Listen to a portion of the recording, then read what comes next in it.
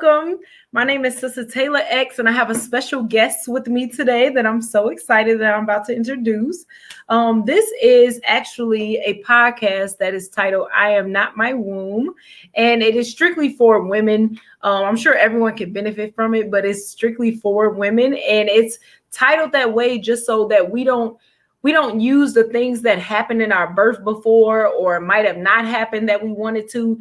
And we don't want those things to really define us and really hold us there. So I want you guys to start thinking that you are not your womb and this space is for you. So without further ado, I'm going to bring on Sister Ebony X. Hey, Sister Ebony. Sorry, I don't have any applause or anything for you. Woo! Yeah, got you, girl. But yeah, Sister Ebony, introduce yourself. Let us know who you are and what you are here to do for the women here. Okay. So first of all, thanks for having me. I really appreciate this is my first podcast. So all a learning experience. I am Ebony X, Savory, and I'm a birth doula. I'm also the CEO of Wombbase Inc., which is a database for birth workers and other professionals who support people through conception all the way to early parenthood. And we're here to chat doula stuff.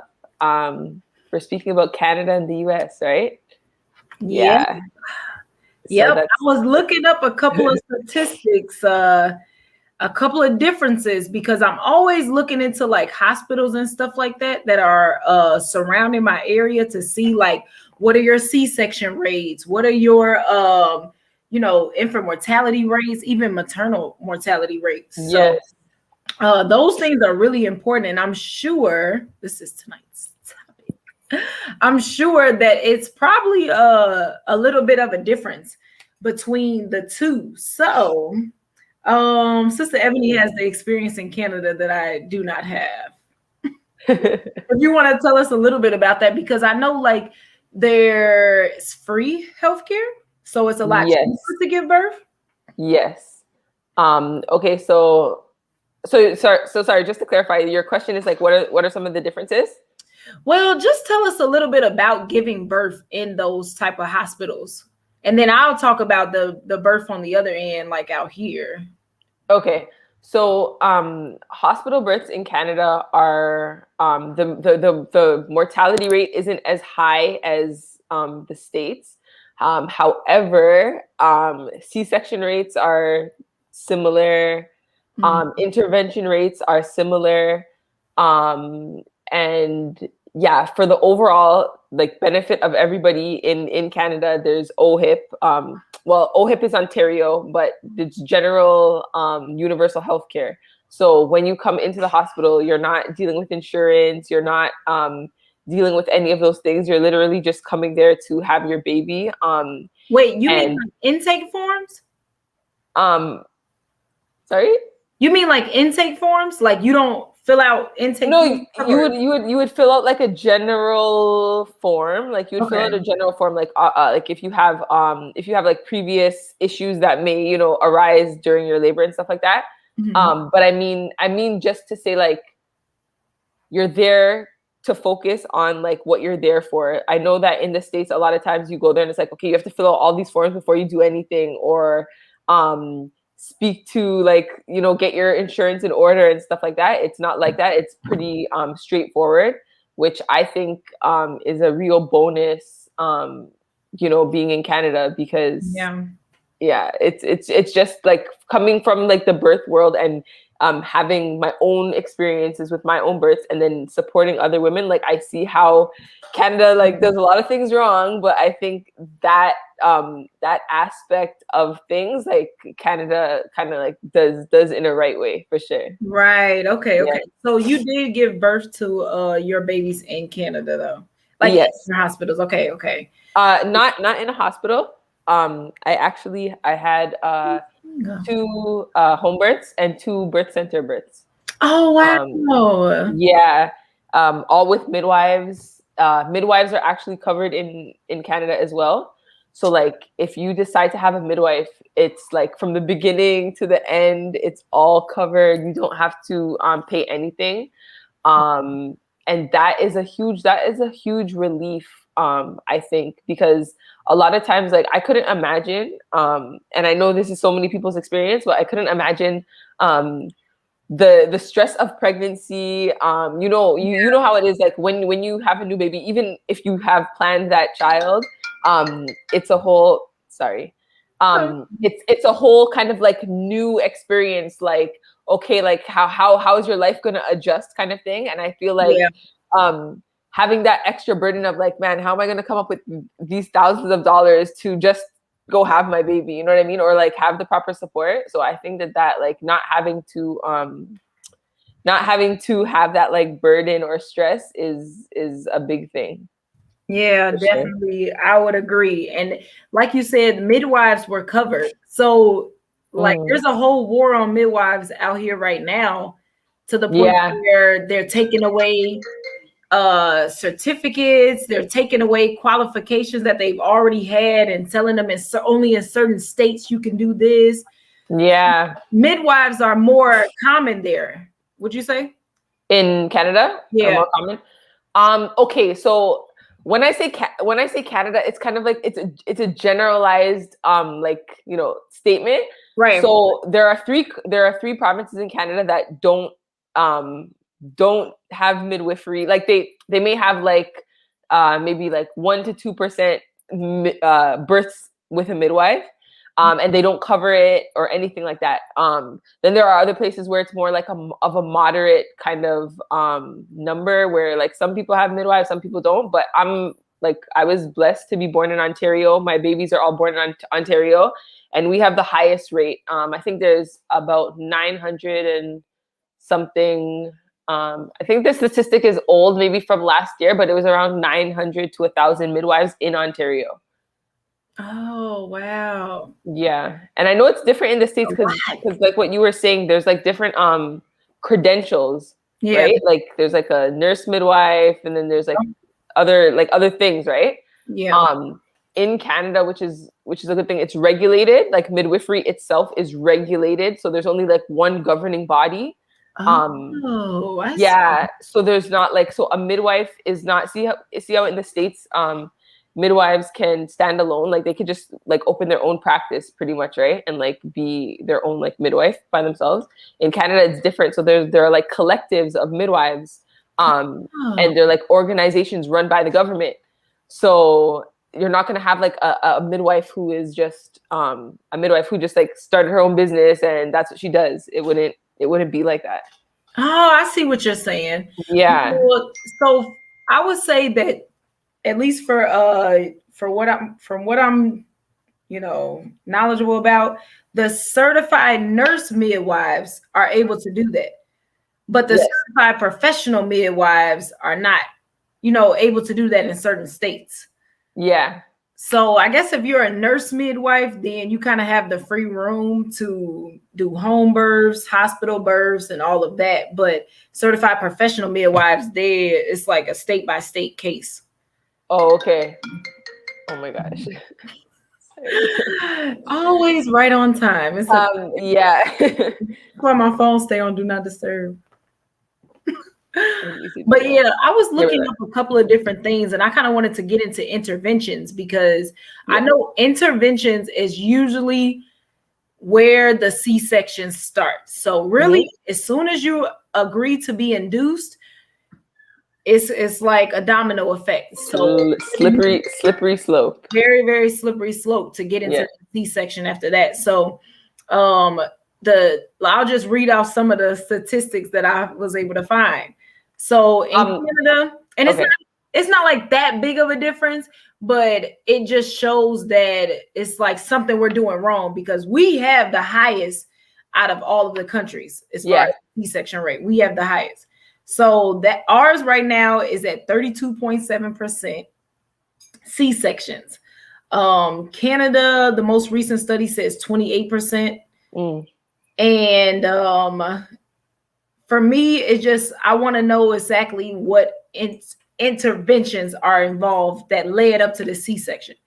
Because when you give birth in one of our hospitals, okay, so there's 1,000 intake forms. You know, you gotta tell them about everybody and their mama, what's going on in your family history and all that good stuff that probably should have been done prenatally. Yes. But I'm coming to you in the hospital and I'm in labor, my water's broken, I'm in contractions, and there's 1,000 questions.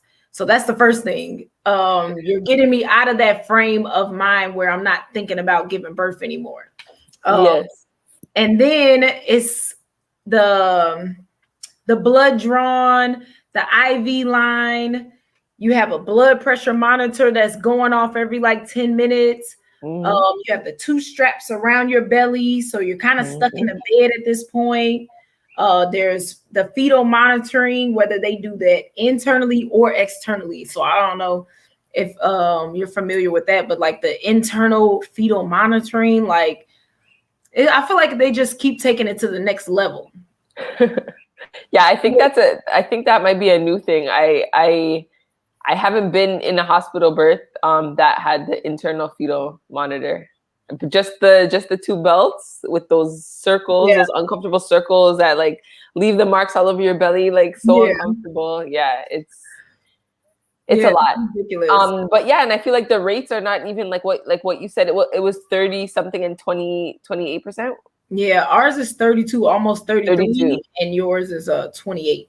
Yeah, like I feel like that's not a huge difference. Like that's not enough of a difference for me to be like, yeah, like we're doing great. You know what I mean? It's not.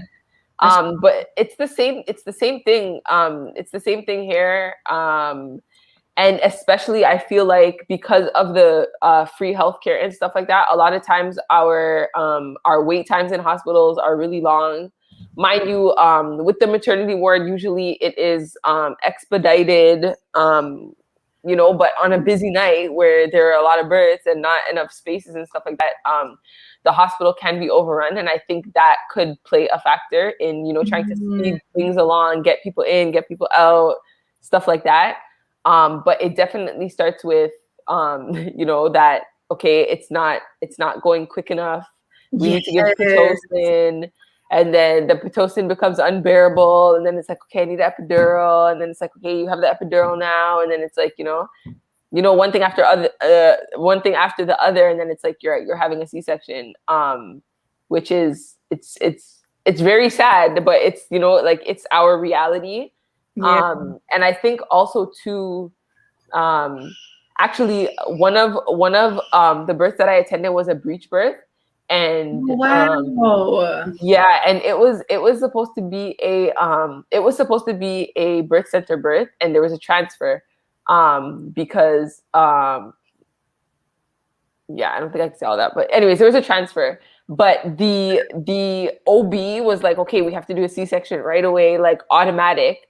But the actual surgeon that was coming, like I guess the assistant surgeon was like, oh, like I'm experiencing a breech birth, so like we're gonna basically like get you ready for a C-section, but we're gonna honor your vision to have a vaginal birth, because he was experienced in doing breech, like, you know, breech presentation births. Whereas a lot of times, like that's like an old kind of I guess knowledge, and a lot of the new surgeons and stuff like that don't have experience. The OBs don't have experience with those types of things. No, you said it right. The surgeons. You said it right. That's all they want to be. Let's be real, right? Yeah, exactly. But yeah, I think like being prepared to deal with birth that's like out of the ordinary, I think would be helpful. But I think it's just that speeding along thing, trying to get people in, trying to get people out, and C-sections are quick. Yeah, honestly, that's why I be stressing so much on these cervical checks, because I honestly feel like that's like the first intervention that you come across. Because at this point, they're ready to do a cervical check at 37 weeks. Like, why are you being nosy at this point? You're literally just being nosy, and they're using these things to like tally up how your labor is progressing. Like, that's not your business. That's literally nobody's business but your body and the baby that is about to be birthed. Like, there's no reason why they need to keep trying to make our births so like square in structure where no birth is the same. None of them are the same. Why do y'all keep trying to use your statistics and your reports? That's all in a box. Like literally put us all in a box. Yeah. So yeah, that's why I be stressing so much on those cervical checks. Like we can just say no. Exactly. And keep it moving. And I think it's important to have like whether you're getting a doula or a midwife or an OB, I feel like it's very, very important to like be comfortable with the person who, like, your team, you know, your birth team.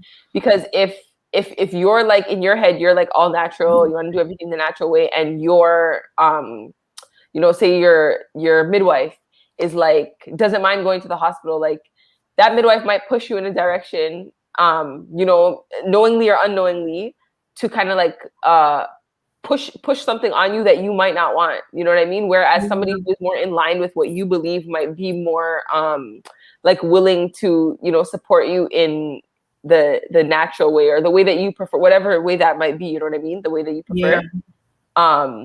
Yeah, because a lot of times even to like midwives, I've seen midwives, like I've been there where midwives like want to really push the like it's like they're midwives, but they're in their brains, they're like OBs. Yeah, so, like, they call them midwives.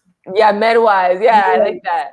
No, I've witnessed that like on a few different like occasions, and that is another thing, because, you know, it's easy to think like, oh, I have a midwife, so she might be, she must be like, she must think a certain way, but it's not always the case. So yeah, I think it's really important to like vet who your people are, and like it's okay. Like I feel like we get this thing where, like, you know, like, I don't know, we're going to be reprimanded or something like that if we say like, I don't like you as a doctor. Like it's okay to say like, yeah, we don't vibe. That's okay. Like I want another doctor, or like I'm you know, this is not working out for me. Like it's okay to do that. Yes. I love that you even said vet, because I be trying so hard to get people to look at the situation from the outside looking in. You're coming somewhere to a business to give them your money, even if that's insurance. If it's not your money, okay, whatever, your insurance is paying for it. That's your payment to them for a service that they're giving you. 100%. So technically, you hired them as an independent contractor to work for you. It's not the other way around. Like you have the ability to actually interview these people that you hiring. 100%. That's so important. Interview them. Make sure your views are aligned, and that they want the same type of birth that you want. And that goes for your doulas, your midwives, and your OBs. Yeah. No way that we should just be choosing the local guy that accept my insurance, because that's what I did with my first birth. Yeah. I'm like, okay, I'm pregnant. I'm like a teenager there, so it's like, I'm pregnant. Okay, call the local place and have them place me with somebody. Like I literally just called the insurance that I had. They placed me with somebody, and I just kept him my whole, like, I don't know, like I'm just emotions. So it is very, very important to interview these people, to have something in mind of what you really want to get out of that relationship, because that's a business relationship. For sure. Yeah. And I think I like that you touched on, like, you know, young mothers, I feel like in a lot of cases are like almost targeted by these professionals, because they assume, okay, like you're young, you don't know, just, you know, fall in line and do what you're supposed to do. And like I found when I was like 17, my best friend at the time got pregnant, and like she was by herself, and like I was with her. I wasn't a doula at the time, but like maybe I was her doula, you know? Right. Yes. And like she got treated so bad. Like honestly, like these nurses that would come, like I was so angry just seeing how they were treating her, like this young little Spanish girl. They think that she's like, you know, an idiot and, you know, low income, this, that, you know, whatever they come up with in their head, you know?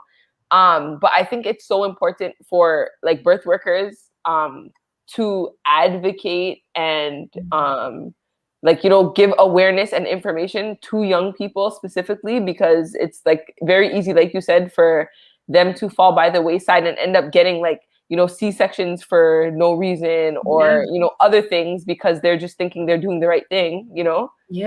And that's especially important in our community, because usually teen moms and young moms and stuff like that, guess what their family does to them? they're so upset that now you're pregnant that we're about to push you out of the house. Yeah. Well, now you even lose the support that you should automatically have. Yeah. Like, exactly.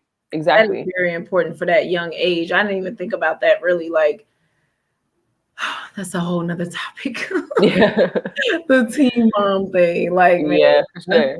It's not right, but that's what we're dealing with. So another thing that I wanted to touch on is the differences that I found, which this number might be a little bit more different than the C-section number, but the maternal death rate differences between United States and Canada. Now, obviously, this is a broad thing because we're dealing with countries, not just like states or just communities or anything like that. Yeah. But first, I want to say the maternal death rate has to do with someone who passes away within a year of giving birth. So it's not like always in labor or right after labor. It's within a year after giving birth. So that's what the numbers will represent. So for Canada, it was 8 out of 100,000. And for United States, it's 17 out of 100,000. So that's double automatically right off the bat right there. Yeah, so that is like, this is stuff that I really don't even really be want to talk about on my page, but I know it needs to be a discussion. Yeah, definitely. I really just be like trying not to think about it. But where do you think is the where is the gaps that we're missing here that is causing that difference to be so high? Man, it's like, I feel like the rabbit hole goes so deep. Like there's so many different like layers that you can like, look at it. Yeah. First of all, the fact that like anybody is dying in childbirth, like in childbirth or even like postpartum is like beyond to me in like the so-called first world, Canada or the States. But it happens. To be honest, I think support is number one. Canada has 1 year of paid maternity leave. That's beautiful. So every and this is per household. So like, okay, if there's like a husband and a wife, for example, and they both have careers, and then they have a baby, the husband's actually eligible for partial maternity paternity leave, and then the wife can take the whole thing or like split it with her husband, basically. Wow. I think things like that, like those types of resources, like being able to have a baby, whether there's complications or not, and have to think about like, okay, well, I'm gonna go back to work in like 3 weeks, and like have to find a babysitter, and I need to get a pump, and I need to do all this, like that is like a whole stress load that's is unnecessary, and it's so unreasonable for like a freshly postpartum mother to be like considering, right? So like imagine how things would be. Imagine like, okay, for example, just throwing it out there, like breastfeeding rates, right? Yeah. How high would breastfeeding rates be if women were allowed to stay home for a whole year and not have to worry about their job security, right? That would be amazing. Right? How many things that lead to maternal mortality would get seen in the beginning stages if the mom was just home and not running up and down to go to work and babysitter and pump and this and that. Do you understand? So I think having that close, that time and keeping it like sacred and sensitive, I think allows for like observation of complications, I think. And yeah, I think it's just that general support, because like again, like along with free healthcare, I think in the first few years of life, I think Canada just generally does a real good job in supporting mothers. Yeah. And I think a lot of the times when it comes to maternal mortality rate, especially when it's like longer, like down the line of like a year. Yeah.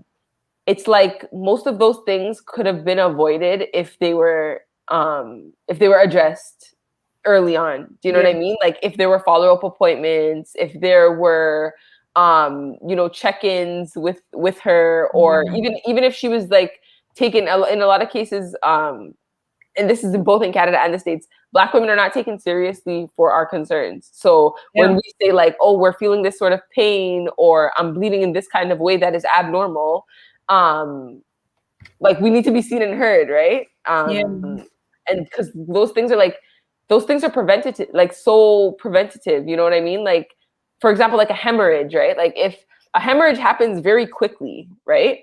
And I think, if I'm not mistaken, that's the number one cause of maternal death, is hemorrhage, which happens very quickly.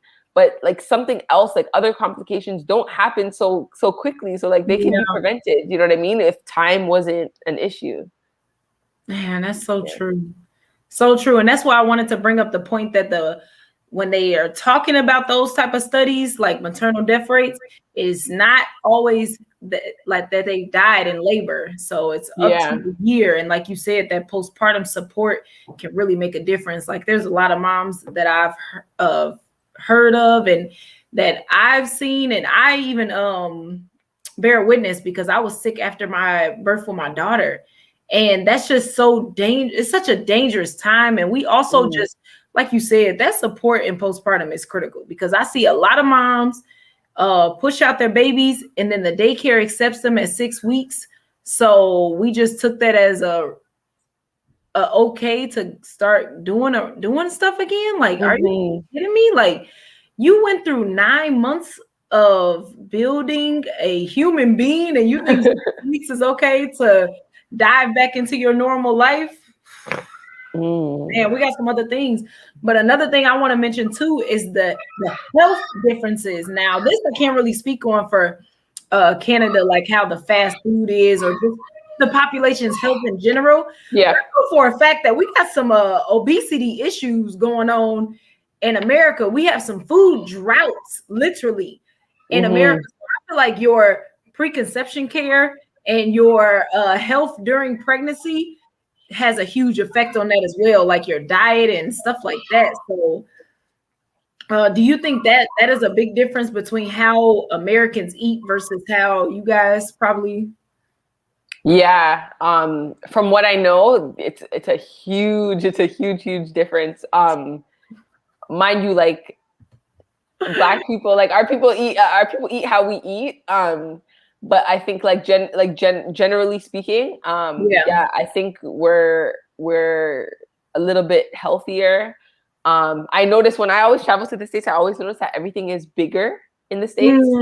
So if you go to, like, for example, like McDonald's and you buy like a medium fries, in Canada, it's like this small. I don't know. Back when I ate McDonald's, it was that small.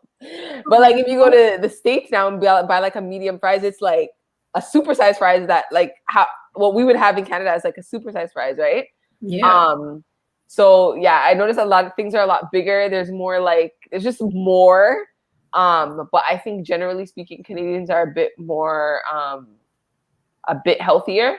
There's not high instances as of, sorry, I'm mixing my words, like diabetes and stuff like that, like in the Black community specifically.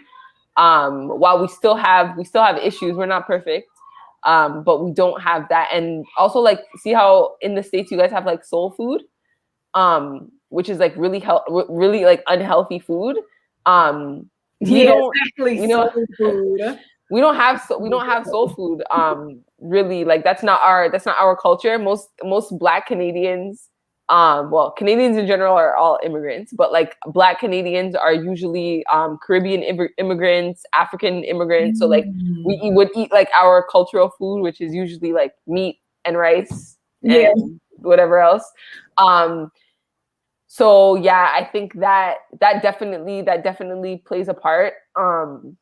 Yeah, that definitely plays a part, because even I know you talk a lot about, like getting ready, like that preconception stage, and getting ready, even like getting ready for birth, like from the time you find out you're pregnant, even if you didn't like plan, right? Doing your squats, doing your walking, eating healthy, like just because you're pregnant and you're craving, you know, McDonald's or whatever, that's not the time to be, you know, doing that. Do it. You know, like treat yourself good, but also keep in mind that, you know, yeah, you're creating a human, and two, you're going to be pretty much a marathon when you give birth. So you have to be prepared for that, That's right? true. That's true. You would Yeah. not go to a marathon without properly being trained, like literally preparation. That's so true. Dang, that is so important. And I like that you said that too, like that just even the size difference between like what you were given. And I think it really is a portion thing. Like we will literally, I mean, we get fed commercials of food ads and stuff like that. So we get fed this stuff visually all day, every day, billboards, that. So we're consuming so much more. And then on top of that, all of these chemicals and stuff that they're putting into the food is like, it's like, and I think the food too in the States is like low quality. Like even going into like Whole Foods in the States, like it's just not the same. Like it's just it's not the same. Like even like eating certain places, you could just tell. I don't know. I could just tell that it's very different. Yeah. Hey, okay. Well, the only other thing that I wanted to talk about was some solutions, because we cannot end without solutions. Naomi said she don't want a fried ass ball. Yeah, honestly, that's really sad. I was sad to hear that about Whole Foods too, because you be thinking you're going there and you're getting like top quality. Yeah, no, it's so interesting for me, because it's like being in Canada and just driving over the border, like it's like a whole different world. It's like a whole new world. It's like it's just like it's very different. It's very different. Yeah. But for solutions, like what you're saying, I think education is the biggest solution. I think that like us knowing ourselves enough to where we don't have to go into these institutions looking for saving, looking for advice, looking for, do you know what I mean? Like we need to be going into these institutions like, okay, this is my situation. This is what I need. I know this. I know you have this, and I'm going to need a little bit of this and that's, you know what I mean? And I don't say that to say like, you know, step on the toes of anybody or come in like, I know everything, but I think it's good to establish like respect and establish like a sovereignty over ourselves and our bodies, because it's like from the time when we go into those places and these doctors start using this language that we don't understand, and we might call a body part a this and they might call it a that, like that's like the initial, I guess, inception of them like getting into the whole experience and making it something that it's not, you know what I mean? So yeah, I think that we as women, we need to educate ourselves. As birth workers, I think we need to help educate, you know, younger women, other women, you know what I mean? Sister Naomi said, trust your body. Like we really have to learn that, like, listen, we could do this. Like there's no, like, this has literally been happening for thousands and thousands and thousands of years. Like you're not going to be the one person who just, your body's just broken and you can't do it. And do you know what I mean? Or your hips are too small, or your pelvis is too this, or this is too, like, no, too small, you know? And getting our minds around things.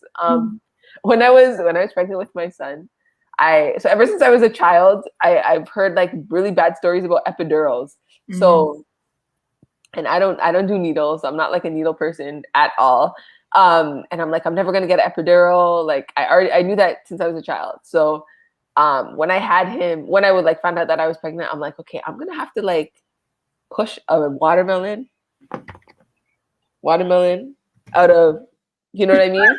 And just that like perspective, I'm like, no matter what, it's gonna be painful. Okay, so now that I know it's gonna be painful, how am I gonna cope with it? Okay, like not okay, how am I gonna like not make it painful? No, it's gonna be painful.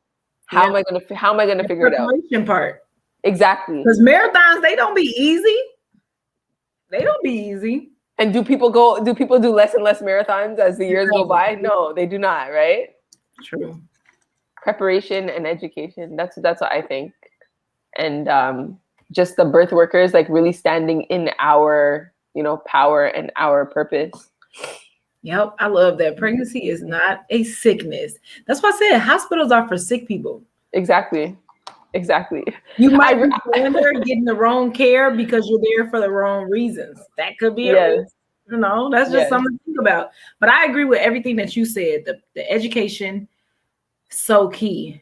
And I want to just take that just a step further, because as doulas, like, we have to remember that we can't only educate moms. Like, we have to educate grandma, my cousin, sisters, aunties, brothers, husbands. Like, all of these people in the community need this same information so that they can help multiply us. Like, that's going to make our jobs easier, because now we have more people in the community offering that support that women need.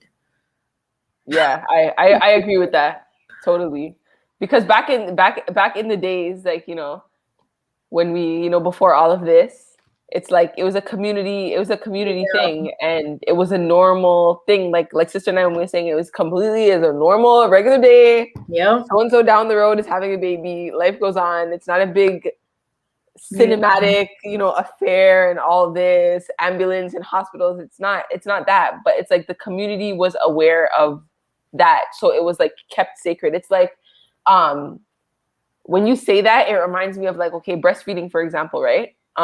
See how like in the States, a lot of times I hear people complaining that like, oh, like I had to breastfeed like in the bathroom, or like there was this weird person at the restaurant that was watching me while I was breastfeeding, or like something like that. Yeah. And then you come to the Caribbean, or other places outside of the big America, and it's like, when you're on the street, you see women just popping out the breast, feeding their babies, and nobody cares. It's not a big event. Nobody's pointing at her. Nobody's like, oh my gosh, a breast. Like, it's not that. And I think that is because like the community as a whole is educated. It's like, okay, babies drink milk from their mother's breast. It's not a taboo thing. It's not a sexual thing. It's not any of those things. So it's like everybody knows. So it's like it doesn't need to be said. You know what I mean? Yeah, exactly. So yeah, like I definitely agree with what you're saying. Everybody needs to be educated. It's not, the onus is just not on the mother, or even just like that family, like the mother and the father. It's a community effort. You talk about that is hilarious. Yeah, that is really, really so important to me too, because as we like move forward with this, like I'm so happy you were able to even come, but more conversations need to be had. And so I said, like, okay, well, I started a podcast like a year ago, and like was just kind of like not sure what direction to take. But now I know exactly what to do. Like, doulas need to have more open spaces to have these conversations, and where people can feel free to listen in and possibly learn something and spread the word. Like, literally spread the word, send it out to other people. Go have these conversations with your parents. Go have these conversations. But one thing I do want to say though, because I always say this about the elders, like much respect to the elders, but at this time, like it's our generation. So it's like moving forward, we can't let them hinder us, because at times they don't know that they're hindering us. So they know how they did it, and that's fine. That's great. But moving forward, we have to make some changes, and we have to just, let them give their advice and take it with a grain of salt, take it with love and all of that, whatever you got to do. But at the end of the day, some of that information stems from like post-traumatic slavery and stuff like that. So we can't keep carrying those things on generation after generation. You don't want to breastfeed because it's weird. You don't want to stay home with your baby because my mom went to work right after, and all of this stuff. Like, yeah, that's great. And they love to say the whole well, we used to pop out babies and go right back to the cotton field. And I love that my teacher brought this up, Sister Nicole Degan, she brought this up. She said, like, Okay, but we're not enslaved anymore. And Yeah. that's something that we should even be proud about. Like, we had to do it at that time. We don't have to do that now. So it's not a good enough reason to not be taking care of ourselves and staying informed and informing these people in our family that be giving us all this pushback. Like, we get it enough from the doctors and the hospitals. We don't need it from our family too. That's just a word I just want to put on y'all. Like, we don't need it from y'all too. I agree. I totally agree. I was grateful that like my get behind me. Yes. I think there definitely has to be like respect on like, you know, from both sides. And they definitely have to realize that like their time is over. Like here, oh my goodness.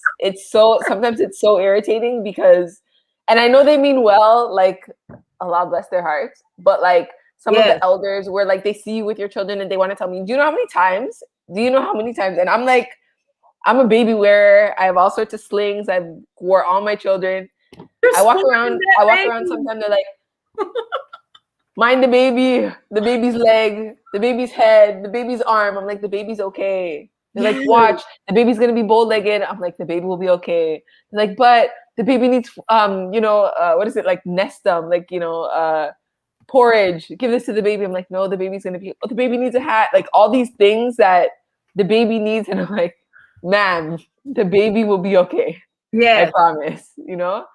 So I think it's more of that like overbearing kind of advice rather than like I think the solid advice is needed because I think we do need guidance, you know.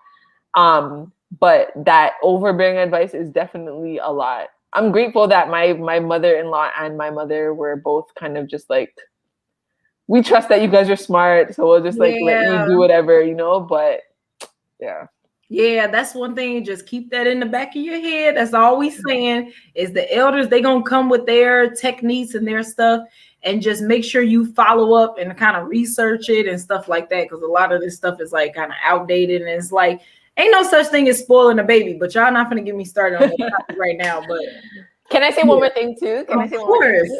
Okay, so I think that like another part of that dynamic with the elders, I think, is us as like this new generation of birth workers, like really stepping into our presence and purpose as birth workers and you know, people who are, you know, spreading the word and uplifting this way of doing things, taking it back, because it's like in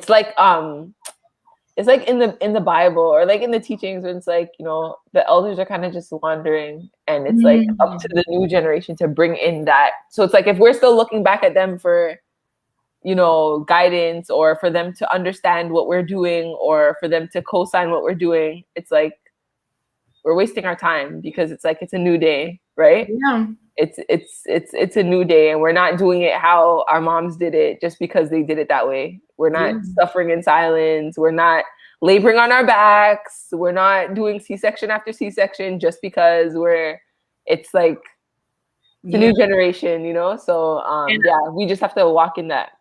I like what Serenity said too, because it's like something changed. Where did it go? Something changed from the times like in the 50s and before that, like slavery and stuff, to now, because now it just seemed like if you having a baby and you're not going to the hospital, they be like thinking you're doing something wrong to that baby. Yeah. Like, but ma'am, did you know that we weren't even allowed to give birth in the hospital before the 50s? We weren't even allowed. Like, your great grandma was born at home. It ain't that long ago. At all. Like, they really be making it seem like we are just doing something foreign and like breastfeeding. If you don't just shake up that bottle, like, ma'am. But I like what Brother Ben said. He said that we are the answers to their prayers and they just don't know it. Like, just let us take the lead. We got y'all, you know, y'all time is up. Let us take the lead and move forward. Yeah, for sure. Trust me, I so want to be that like doula and birth worker that's just like, forget the hospitals, everybody, like home births for everyone.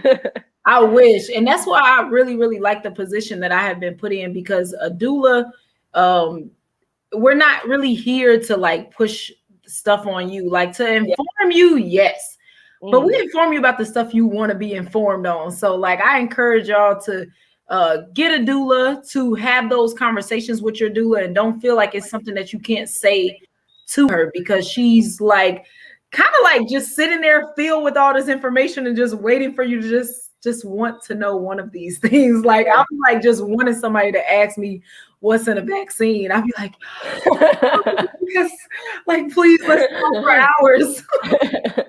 Oh my God. So yeah, definitely like we're not here to like kind of push that on you, but we do be wanting just to do for you, and what works for you works for us. So it's not that like, oh, if you're not having a home birth, you're doing it wrong. Like, no. Informed decisions. For sure. For sure. But yeah, any closing remarks, Miss Ebony? Thank you for coming. Let them know where to follow you. And I forgot to tell you to tell us about Womb Base too before we leave, please. Okay.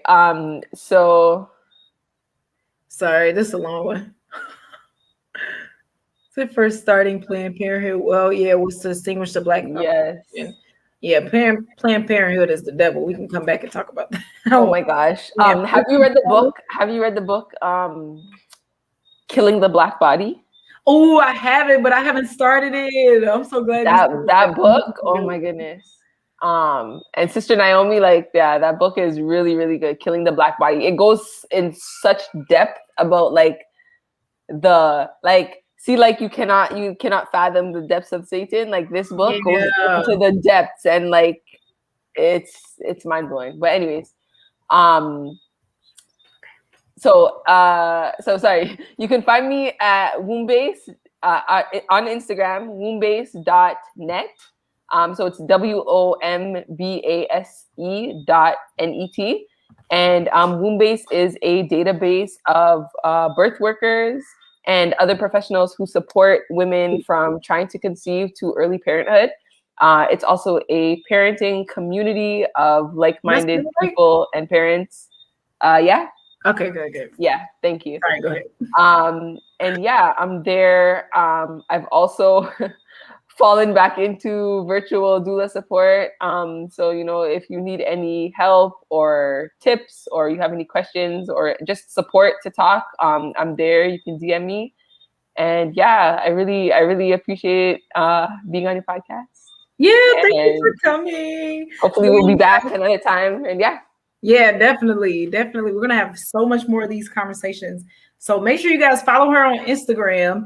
And if there's any other doulas that might see this that are interested in coming on the podcast, please feel free to reach out to the text number below, and then we can definitely set something up. So yeah. Peace, y'all. Peace.